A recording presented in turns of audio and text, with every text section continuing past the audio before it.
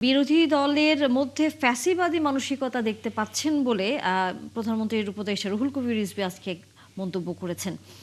আহ, নীলুফার চৌধুরী মনি, বিরোধী দলের মধ্যে ফ্যাসিবাদী মানসিকতা দেখতে পাচ্ছেন আপনারা, একটু যদি ব্যাখ্যা করতেন। দেখেন, বিরোধী দল মাত্র 4 মাস সরকার ক্ষমতায় এসছে। বিরোধী দল এখনই যে ধরনের কথা বলছেন, যে ধরনের কাজ করছেন, আওয়ামী লীগের সাথে যদি আপনি মিলান, আপনার আওয়ামী লীগ এইভাবেই কথা বলতো।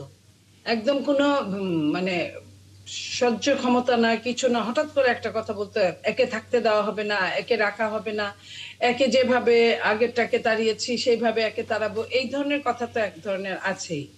দ্বিতীয়ত, আপনার তাদের সঙ্গে আন্ডারস্ট্যান্ডিংটা কতটুকু আপনি দেখেন যে তারা কোনো মামলা দেয় নাই তাদের নামে, ফ্যাসিস্টদের নামে। তারা তাদেরকে রেখেছে, তারা তাদের ভেতরে ভেতরে তাদের সাথে একটা সম্পর্ক অব্যাহত রেখেছে, এবং দেশটাকে ডেস্ট্রয় করার জন্য, দেশের গণতন্ত্রকে আবার নস্যাৎ করার জন্য তারা এক ধরনের চক্রান্তে লিপ্ত হয়েছে।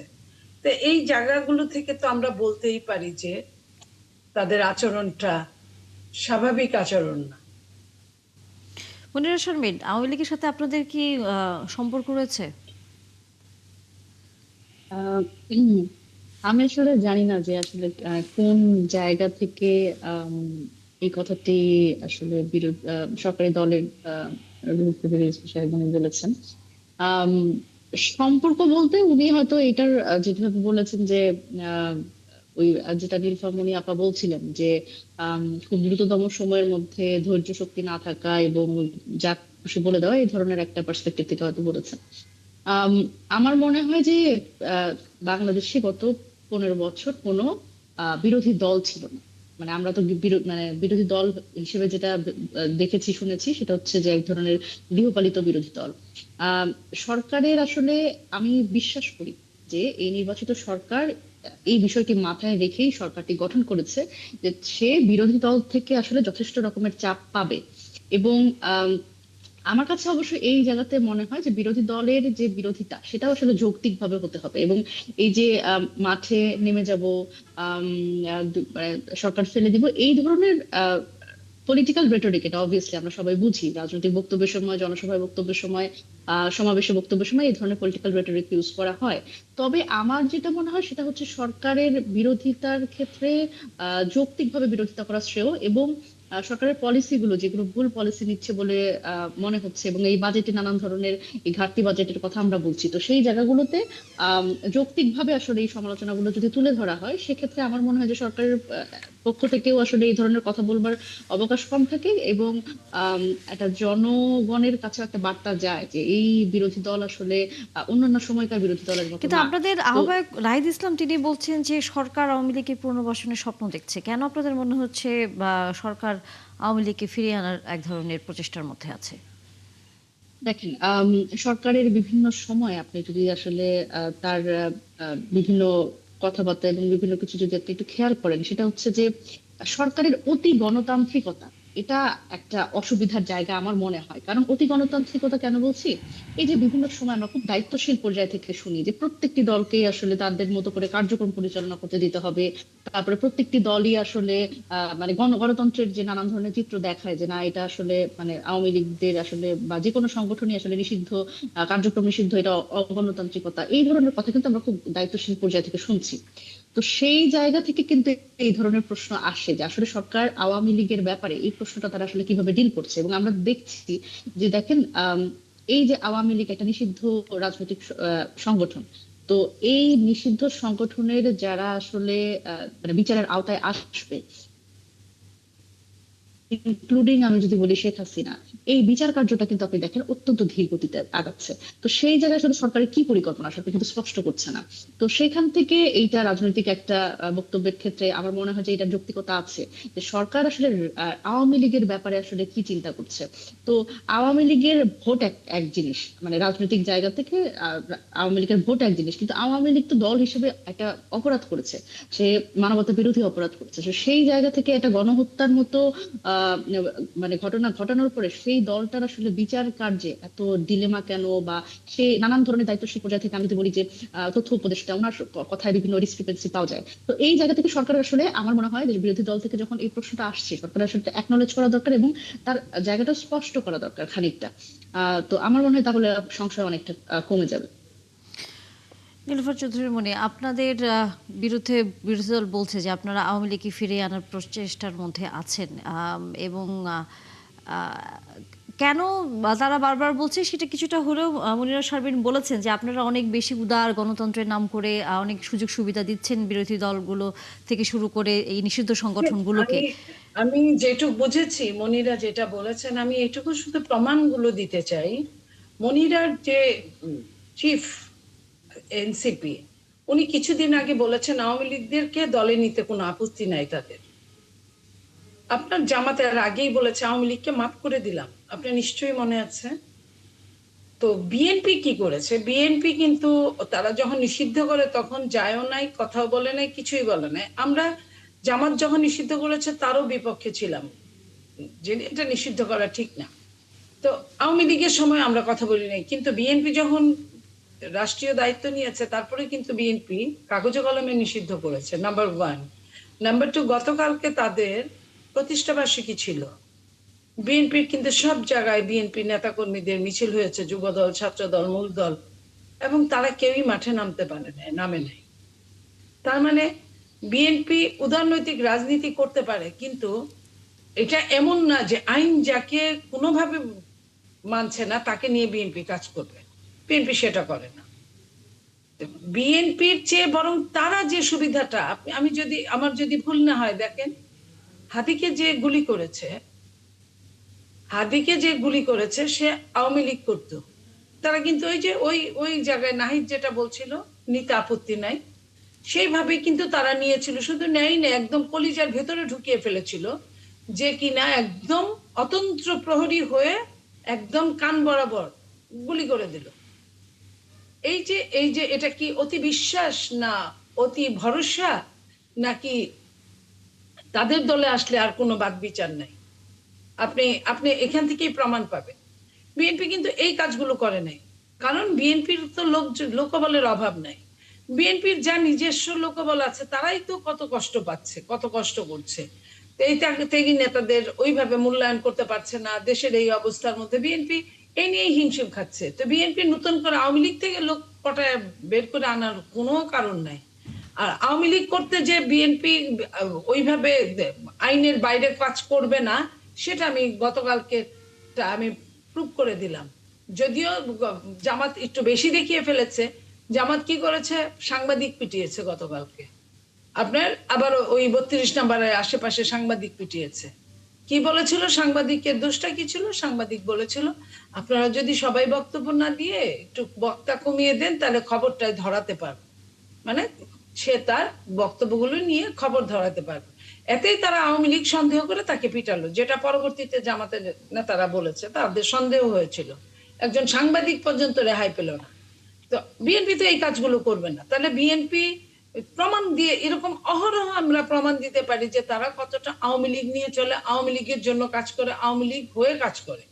তো তাদের দলে, আওয়ামী লীগের দলে দেখেন জামাতের লোকরা ছিল গুপ্ত হিসেবে।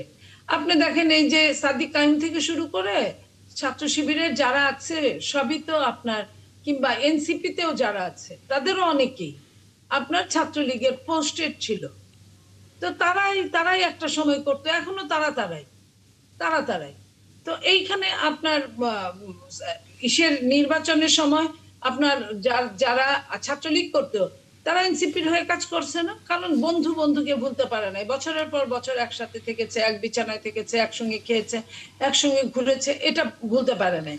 তো এই যে কাজগুলো নিজেরা করে সেটা যদি অন্যের উপর চাপিয়ে দেয়, এটা দুঃখজনক। এটা এটা গণতন্ত্রের জন্য খুব ভালো কোনো ফল আনে না।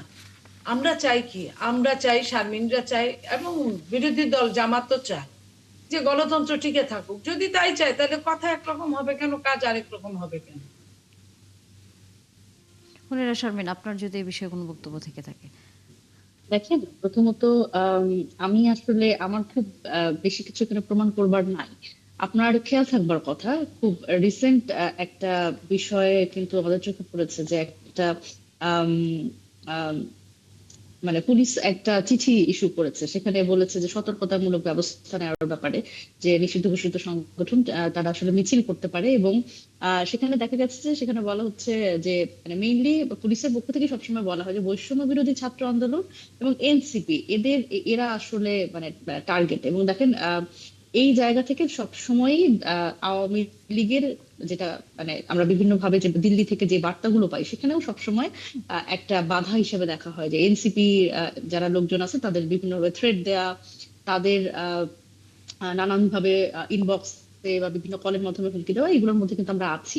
কারণ আসলে আওয়ামী লীগের যে মনস্তত্ত্ব, সেখানে হচ্ছে বিষয়টা হচ্ছে যে তারা যখন বিতাড়িত হয়েছে তখন আসলে এই বৈষম্যবিরোধী ছাত্র আন্দোলন যেহেতু এই ব্যানারটা সামনে ছিল, সুতরাং তাদের ক্ষোভ কিন্তু এই ব্যানারের উপরে। তো সেই জায়গা থেকে কিন্তু এটা নতুন করে প্রমাণ করবার কিছু নাই যে আমরা আসলে আওয়ামী লীগ প্রীতি আমাদের মধ্যে আছে কিনা। যেটা নাহিদ ইসলাম বলেছিলেন সেটা কিন্তু সকল দলের ক্ষেত্রেই সত্য, যে দেখেন আওয়ামী লীগ সমর্থন করে বা কোনো ছাত্র হত্যা থেকে শুরু করে কোনো ধরনের অপরাধের সাথে জড়িত না, কিন্তু যে মানুষটা আওয়ামী লীগকে মৌন সমর্থন করতো, সে যে যে হয়তো আওয়ামী লীগকে ভোট দিত, সেই মানুষটা কি জুলাই গণ অভ্যুত্থানে নামে নাই? নিশ্চয়ই নেমেছে। সুতরাং সেই মানুষগুলো যারা আসলে যাদের এক ধরনের মনস্তাত্ত্বিক পরিবর্তন ঘটেছে যে না আওয়ামী লীগ আসলে ফ্যাসিস্ট একটা দল এবং সে গণহত্যার সাথে জড়িত, তাহলে সেই মানুষটা যদি যে কোনো গণতান্ত্রিক রাজনৈতিক দলের সাথে যুক্ত হতে চায়, সেখানে নিশ্চয়ই কারোর কোনো অসুবিধা থাকার কথা না, সেটাই আসলে বলেছেন। এবং আমি একটু খুবই দুঃখজনক এবং আমি খুব দুঃখ পেলাম এই বিষয়টা আপা যখন বললেন যে হাদি হত্যার ক্ষেত্রে যখন আসলে যে যে খুনি তাকে আসলে বললেন যে আসলে বিশ্বাস করে সাথে রাখা। দেখেন, আমরা যারা তরুণরা এই 5 আগস্ট পরবর্তী সময় এই জাতীয় রাজনীতিতে এসেছি, আমরা আহ এই জায়গা থেকে আমাদের সাথে অনেক নতুন অনেক তরুণ যুক্ত হচ্ছে। এখন সেই জায়গা থেকে কেউ ক্যামুফ্লেজ অথবা ছদ্মবেশধারী কেউ যদি এসে এই যে মানে এই হত্যা, খুন, হুমকি এগুলোর সাথে আসলে যুক্ত হয়, এবং আমাদের তো স্বাভাবিকভাবেই সবসময় আমরা থ্রেটের মধ্যেই থাকি। এবং আপা কিন্তু আপার কথাই বুঝিয়ে দিলেন যে হাদি হত্যা এখানে যে আসলে একজন মানে ছাত্রলীগের একজন যে আসলে তাকে টার্গেট করেছে, এটাও তো একটা কারণ যে তারা আমাদেরই আসলে সবচেয়ে থ্রেট মনে করে, তাদের জন্য হুমকি মনে করে। আমরা যতদিন বাংলাদেশে আছি ততদিন তাদের আসলে এখানে এন্ট্রি সম্ভব না, এরকম একটা বিষয় মনে করে। সুতরাং সেই জায়গা থেকে আম, আমার মনে হয় যে এই উদাহরণটা একেবারেই যৌক্তিক না হাদি। এবং বরং আমার কাছে মনে হয় যে যেহেতু আপনারা সরকারে আছেন, আপনার সংসদ সদস্য, সেখানে হাদি হত্যার বিচারের ক্ষেত্রে ওনারা আওয়ামী লীগের যেহেতু মানে আমরা জানি যে ভারতে তারা ধরা পড়েছে, সেই জায়গা থেকে আসলে অপরাধী প্রত্যার্পণ চুক্তি আছে, সেখানে থেকে তাদের আসলে দেশে ফিরিয়ে এনে তাদের সেই হাদি হত্যার বিচারটা আসলে ওনাদের বোধহয় করা উচিত। এখানে মনোযোগ দিলে বোধহয় ভালো হয়। মনিরা শারমিন, আপনি কি মনে করেন যে এই আওয়ামী লীগ তো সংগঠন হিসেবে কোনো সেভাবে কিছু করতে পারে নাই, কোনো সভা সমাবেশ করতে পারে নাই, তো সেক্ষেত্রে আপনি কি মনে করেন যে আপনাদের প্রতি যে থ্রেট এই মাত্রাটা কমে গেছে বা কিছু? না, খুব স্বাভাবিক না? দেখেন, আহ, মাত্রা কমার কিছু নাই। আহ, আমার মনে হয় যে আওয়ামী লীগ এই নিষিদ্ধ ঘোষিত ঘোষিত সংগঠনটি বিভিন্ন সময় আসলে তাদের অনলাইন বার্তা এবং নানান কিছু এগুলো দিয়ে বিভিন্ন বক্তব্য দিয়ে তারা আসলে বুঝবার চেষ্টা করে যে কোনটা আসলে সঠিক সময় তাদের আসলে, তারা যদি আসলে ফিরে আসতে চায় বা তারা কোনো ধরনের অপকর্ম করতে চায়, এটা তাদের এক ধরনের, আমি মনে করি তারা একটু নক করে বোঝার চেষ্টা করে অবস্থাটা।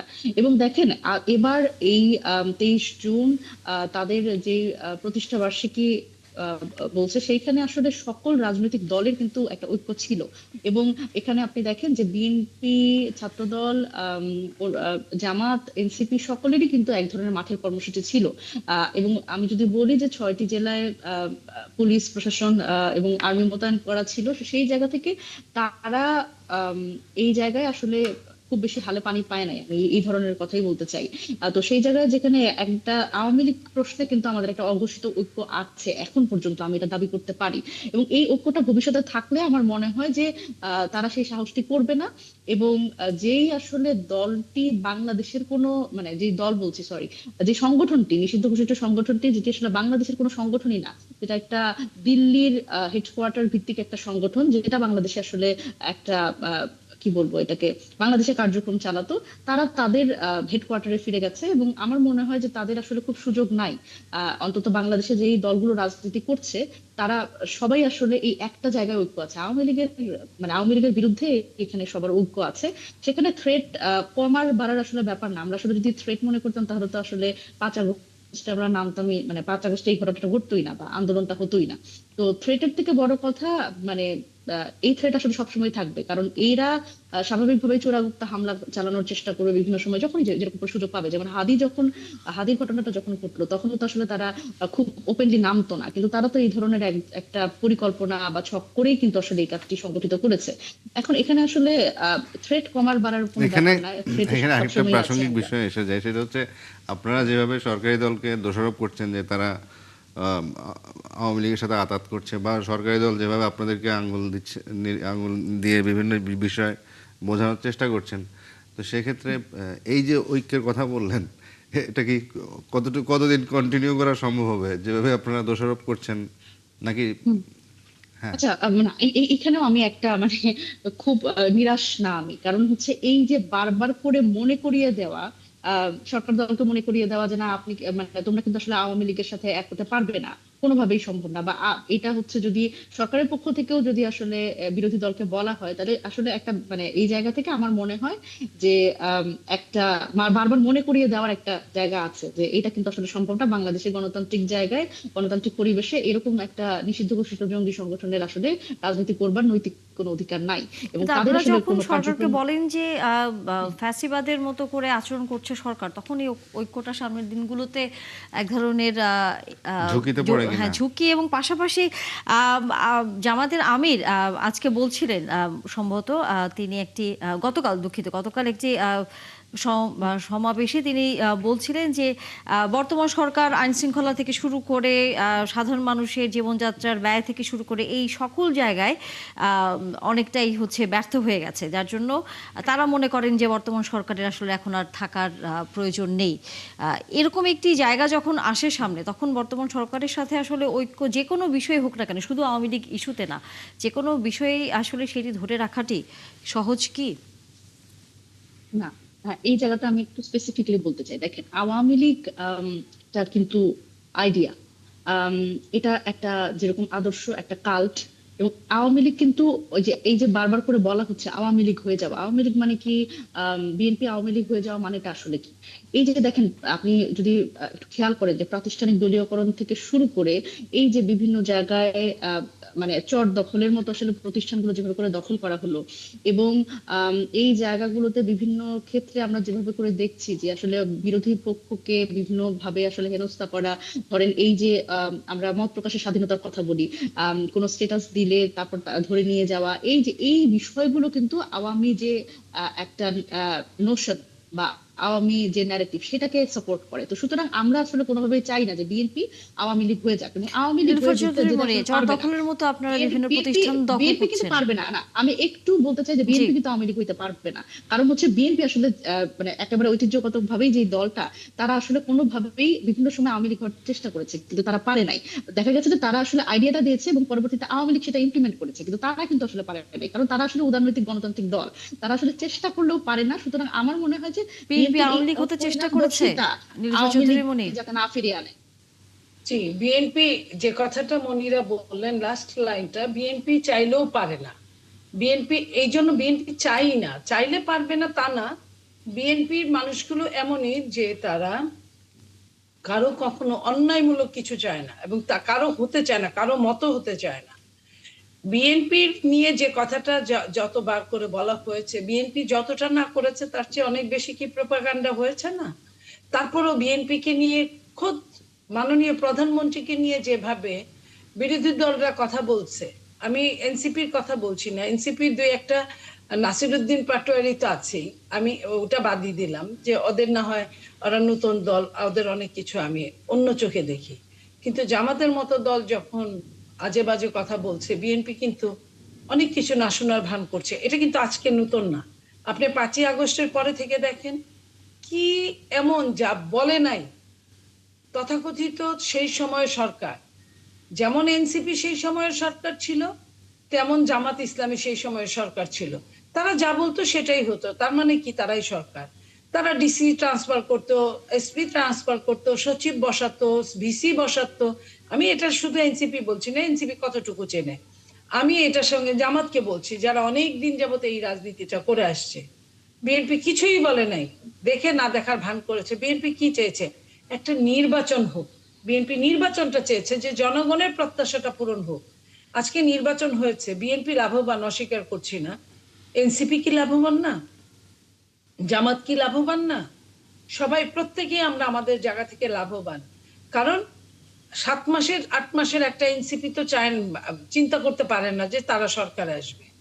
যে 17 সিটের জামাত বা 14 সিটের 3 সিটের জামাত তো কল্পনা করতে পারেন না, যদিও তারা গোয়ার্তুমি দিয়ে বলেছে তারা ক্ষমতায় আসবে, অনেকটা নাসিরুদ্দিন পাটোয়ারির মতো, যে তারা সব সিট পাবে। নাসিরুদ্দিন তো বলছে এরকম আমি 300 সিট আমরা পাবো। তা আমরা কিন্তু এগুলাতে কর্ণপাত করিনি, আমরা আমাদের কাজগুলো করে গেছি নীরবে নিভৃতে। এবং আমাদের টার্গেট ছিল, তুমি যদি আমার এক গালে থাপ্পড় দাও আমি আরেকটা গাল পেতে দিব, তারপরেও নির্বাচনটা হতে হবে। এবং নির্বাচন হয়েছে বলেই কিন্তু আজকে নারীরা মহিলা কার্ড পাচ্ছে, নির্বাচন হয়েছে বলেই কৃষকের ঋণ মাপ পাচ্ছে, নির্বাচন হয়েছে বলেই কিন্তু কৃষক তার কার্ড পাচ্ছে, নির্বাচন হয়েছে বলেই এত সুন্দর একটা বাজেট আসছে, নির্বাচন হয়েছে বলেই কিন্তু 18 মাস ইউনূস সাহেব কত ব্যবসায়ীদের নিয়ে আসছে এই দেশে, বিজনেস সাবমিট করলেন, কত কারি কারি টাকা নষ্ট করে, এমনিই তো টাকা নাই দেশে, তার বাকিটা নষ্ট করে। কিছুই 18টা মাসে 18 টাকা কোনো বিদেশি ইনভেস্ট করে নাই, কেউ বলে নাই। বাট এখন কিন্তু আলোচনা হচ্ছে, এখন কিন্তু অনেক রকম কথা হচ্ছে। তো এই যে আমরা কিন্তু সাবমিট করি নাই, আমরা তাদের ঘরে ঘরে গিয়ে আমরা বলতে চাই আমাদের এই নিডটা আছে, তোমাদের যা নিডটা আছে, তোমাদের নিড আমরা পূরণ করতে পারি, আমাদের নিডটা তোমরা পূরণ করতে পারো। তো এই যে এটাই হচ্ছে পররাষ্ট্রনীতি, সকলের সঙ্গে বন্ধুত্ব, কারোর সাথে শত্রুতা না। আমরা আমাদের পাশের দেশের সঙ্গে গায়ে পড়ে শত্রুতা করতে যাই না, আমরা চাই না তারা আমাদের শত্রু হোক। তারা যদি ভুল বুঝে আমাদের কিছু করার নাই, আমরা আমাদের দেশটাকে ভালোবাসি, এই দেশের মানুষদেরকে ভালোবাসি, এবং এই দেশের মানুষদের জন্য যতটুকু পারা যায় ততটুকু করতে চাই। যে কারণে মাননীয় প্রধানমন্ত্রী 4 মাসের মাথায় 2টো দেশে ভ্রমণ করছেন। আমরা বিশ্বাস করি উনি বেশ কিছু কিন্তু আনবেন। বিরোধী দল তো বিএনপি বলছে যে চর দখলের মতো আপনারা বিভিন্ন প্রতিষ্ঠান দখল করছেন। শোনেন, কোথায় আমরা দখল করলাম? আমরা তো কোনো জায়গায়, আপনার স্থানীয় সরকার নির্বাচনের জন্য যে প্রশাসকটা দেওয়া হয়েছে সেটাও কিন্তু মনে করেন যে বিপদে পড়ে দেওয়া হয়েছে। এই কারণে দেশের অবস্থা এখন খুব একটা ভালো না, দেশে কোনো টাকা না ফ্যাসিস্ট সরকার রেখে গেছে, না ইন্ট্রিম সরকার রেখে গেছে।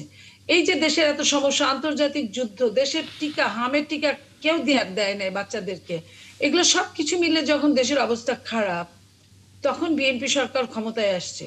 বিএনপি সরকার ক্ষমতায় এসে যত রকম কথা সবগুলোকে দূরে সরিয়ে দিয়ে বিএনপি সরকার নিজেদের আপনার বহর কেটেছে, নিজের নিরাপত্তাহীনতার মধ্যে পড়েছে, ঘন্টার পর ঘন্টা জেমে থাকছে, এবং জনগণের জন্য যা কথা দিয়েছিল এবং এমপিদেরকে মুখ দিয়ে বলে নাই, কিন্তু নির্বাচনের পরে এমপিদের গাড়ি বলেন, এমপিদের ফ্ল্যাট বলেন, বাড়ি বলেন, জায়গা বলেন, সেগুলো সব বন্ধ করেছে।